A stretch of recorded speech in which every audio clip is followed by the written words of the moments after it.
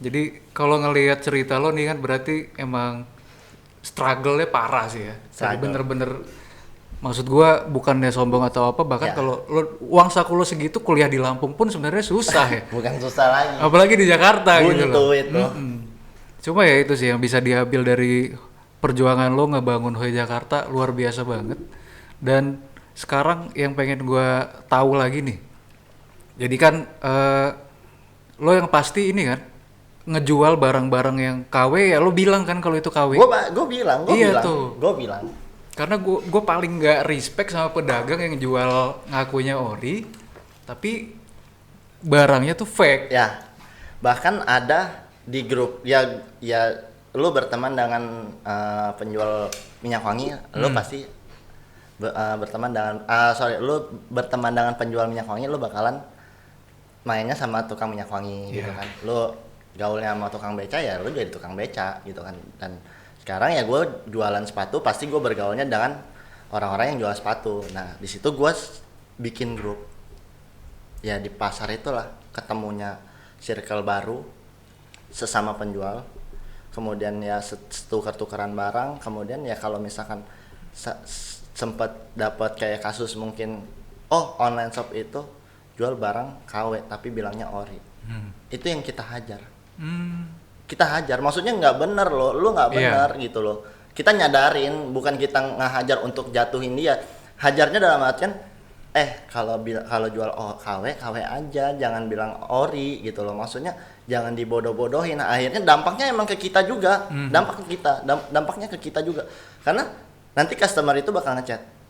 Suatu saat kan ada beberapa kayak customer membanding-bandingkan harga. Yes. Kemudian kayak fotonya sama tapi kok harganya beda ya. Akhirnya dia chat. Ori Kak. Enggak, KW premium. Kalau bahasa halusnya kan. Iya. Kok di sebelah di situ itu ya kenanya di kita tuh kayak kita untuk ngeyakinin customernya susah lagi gitu loh. Akhirnya ya dia bimbang kan mau beli ke dia nggak benar, ke kita benar tapi ya dibilang dia ori, dibilang dia kita KW kan gantung, sayang gitu loh peluang ini. Jadinya ya makanya ya udah bilang KW aja, jangan ngerusak pasar untuk jadi bodoh kan. Jadi akhirnya yang tadinya ada peluang jadi nggak ada peluang gitu loh. Itu Ya, jadi kalau ngomongin soal pegawai nih, dari lo yang sendirian sekarang udah berapa nih, Vet? sekarang 16 ya. Udah 16. 16. Ya? Jadi luar biasa banget ya bisnis reseller. Lo jualnya apa aja sih, kan sepatu, Semua. baju, semua aparel lah Dari intinya. atas bawah. Dari atas sampai bawah. Topi, baju, karpet, terus anduk. Pokoknya yang nempel di badan lo Iya, jual iya, semua ya. semua. Luar biasa sih, udah 16 pegawai. 16. Sedangkan kalau gue pikir mengegajinya kan pasti orang Jakarta juga mintanya gede. UMR. Iya. Patokan UMR. Patokan pasti Sedangkan UMR. SDM mereka, sorry ya, bukan ngejudge staff gua gitu loh. Tapi ya menurut gua belum cukup lah gitu. Tapi seenggaknya gua sudah mencukupi kebutuhan sehari-hari. Dalam artian ya nggak nyombong ya, maksud gua cuman sharing makan, kemudian akomodasi untuk jalan-jalan setiap bulan, dan ya per minggu, per 2 minggu atau per bulan kita selalu jalan-jalan. Maksudnya dalam artian kan itu kan sudah menjadi fasilitas loh. Iya. Dan juga ada beberapa kayak teman yang cuman mempekerjakan, iya kalau lo mau kerja doang, kerja terus dapat gaji besar, ya udah kerja dia aja. Gue selalu menawarkan seperti itu. Kemudian kalaupun emang lo hidup lo mau terjamin tapi dengan gaji yang menurut gue cukup dulu segitu gitu loh, ya udah tetap sama gue gitu loh. Gue bakalan lihat kok progres lo dulu. Apa dulu yang lo kasih, feedback dulu dong ke gue, kasih dulu dong ke gue. Setelah dari situ gue bakal kasih semuanya. Itu ke anak-anak gue. Karena ya maksud gue mau nyiptain SDM setelahnya dari gue, ya seenggaknya lo benar-benar punya skills lah gitu loh. Kalaupun emang lo keluar lah nggak apa-apa, gue bilang. Tapi lo punya skills, lo harus dapat pekerjaan yang lebih dari sini gitu loh. Itu. Jadi bisa dibayangin tuh, dari sendiri sekarang udah 16 dan di Jakarta. Jadi bisa kalian bayangin kira-kira Hoi ini udah sebesar apa tuh, bayangin sendiri deh ya. Enggak. Nih Fet, itu juga setahu gua lo juga yang jadi kerja jadi lo sering lo berangkatin wisata. Enggak. Tuh, selingan. Nemenin. Nemenin lah ya. Nemenin. Jadi ya berarti lo emang menciptakan lingkungan kerja pun yang kekeluargaannya kuat ya. Iya, gue selalu bilang setiap di staff baru kayak misalkan dapat gue habis hiring, kemudian gue setelah hiring gue panggil, setelah dari itu gue kasih tahu bahwasannya lo diterima, gue kerja di gue di sini apa namanya treatmentnya kayak benar-benar kekeluargaan. Lo mau punya permasalahan apa ya lo cerita aja sama teman-teman di sini. Kemudian juga kayak mau ya apapun yang mau lakukan di sini ya udah lakuin aja gitu loh. Jadi ya emang benar-benar terbuka, jangan sampai kayak misalkan emang sama-sama oh ada Bang Pedi, ya Pak Bos, nggak kayak gitu, nggak gue bilang gue nggak ada di sini kayak misalkan gue di atas, gue bos, panggil gue gini enggak. Jadiin gue leader aja gitu. Tuh. Asal tahu posisi Ya, aja ya. ketika bekerja, ketika jam kerja lo tahu posisi. Tapi setelah di luar jam kerja ya kita temen, biasa nyantai, minum bareng kayak apa kayak serahkan gitu. Dan Fet, menurut lo deh, pandangan lo soal bisnis yang lo jalanin saat ini, kira-kira ini musiman atau emang bakal lanjut terus sih? Kalau pandangan lo nih tentang bisnis ini kan bisa kita bilang dunia fashion juga sih. Ya. Lagi marak kan ya hype bis gitu ya. Kalau menurut lo gimana? Akan terus maju, berkembang, atau nanti bakal bergeser lagi nih trennya? 2014, gue tarik lagi ya ke awal mulanya gue ya. 2014, gue masih nggak tahu ini bakalan bertahan, ini bakalan memenuhin kebutuhan gue atau enggak, ataupun ibaratnya bisa ngasilin nggak buat gue. Itu gue masih bingung. Maksudnya dalam artian gue, karena gue belum terjun kan. Setelah dari situ jalan 2015, 2016, itu dari situ gue baru tahu tuh. Kayaknya ini sempat turun tuh, gue sempat maksudnya gue sempat ngedown karena maraknya reseller masuk. Ya, Karena banyak. makin banyak nih. Ini kayaknya bentar lagi hancur nih. Hancur-hancuran harga, dalam artian perang harga. Iya, perang harga. Perang harga emang bener kok, ada kok sekarang gitu kan. Sampai detik ini pun gue masih ngerasain perang harga gitu kan. Setelah dari situ gua rasa bakalan mati, gue bilang ini kayaknya mati bentar lagi. Gue bikin kayak meeting kecil sama teman-teman seller pun sering ngobrol gitu kan sama anak-anak. Ini yakin nggak sih?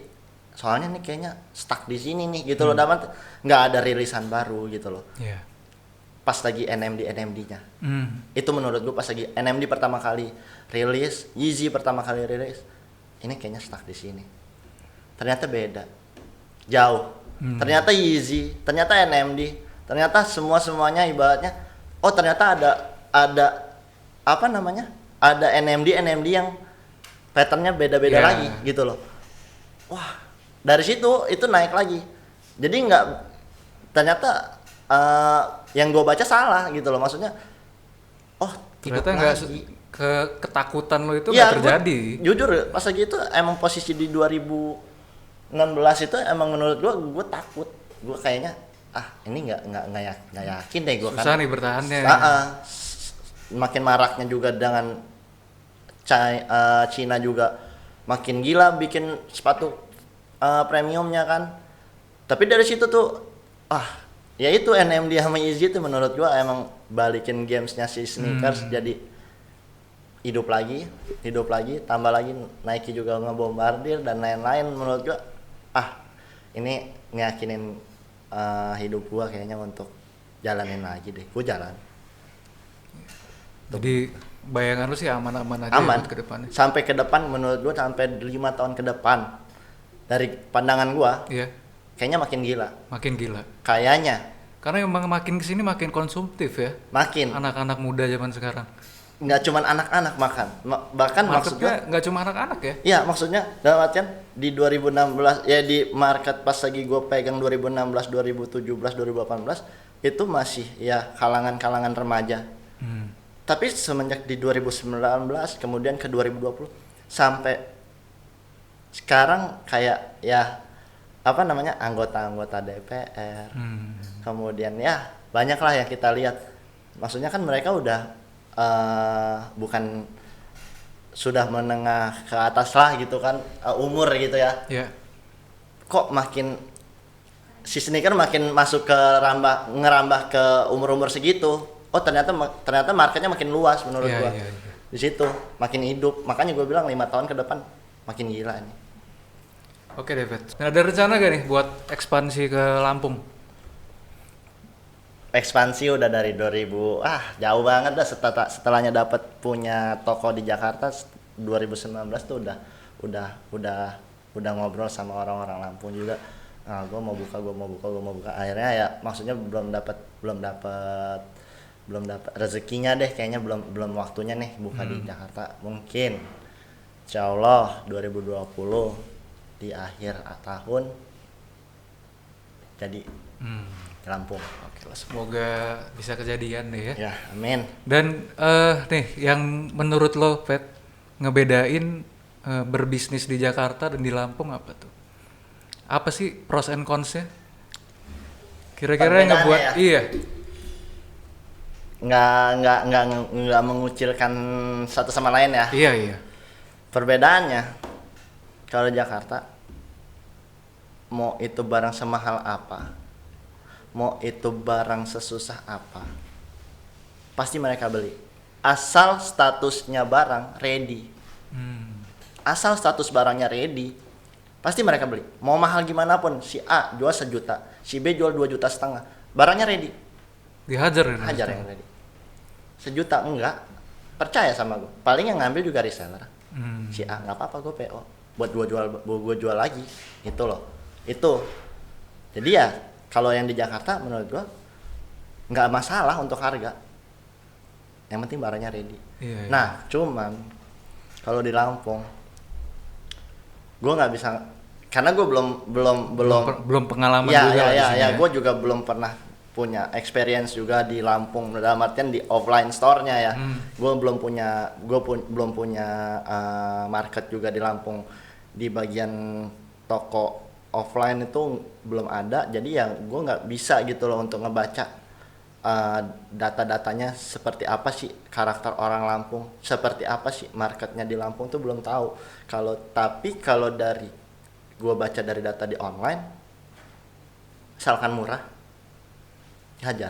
Gue banyak orang Lampung sampai di ujung-ujung, sampai di Mesuji pun ada gitu loh, dan kena gitu marketnya ke sana. Oh kena, makanya gue berani berspekulasi ada kayaknya deh kalau misalkan kita buka di Lampung. Gue yakin kok dapat marketnya, karena ya di sana aja udah dapat kok. Kenapa gue nggak berani gitu kan? Maksudnya dalam artian di kota orang gue udah berani, terus gue udah bentuk marketnya, tinggal anak-anak gue aja deh yang dijalanin. Karena gue untuk detik ini gue udah mulai ngerasa bosen, dalam artian gue udah nggak punya challenge lagi gitu loh. Ya toko gue udah jalan 2 tahun, gue harus ya palingan challenge-nya ya bikin acara yang segokil mungkin lagi deh gitu. Kemudian di online juga palingan ya datengin barang segokil mungkin aja deh, udah gitu doang. Dan dari situ gue nggak punya challenge lain ya selain ya buka market baru lagi, tapi ya marketnya ya di offline gitu loh.